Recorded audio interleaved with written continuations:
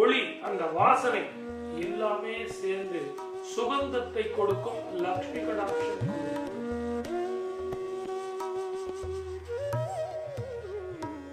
தலைவாசல் இருபுறமும் கண் திருஷ்டிக்கான வேப்ப எண்ணெயில் தீபம். ஒரு சில வீட்டுக்கு வாஸ்து இந்த தீபம் தூபம் இதெல்லாம் சரிப்பட்டு வராது.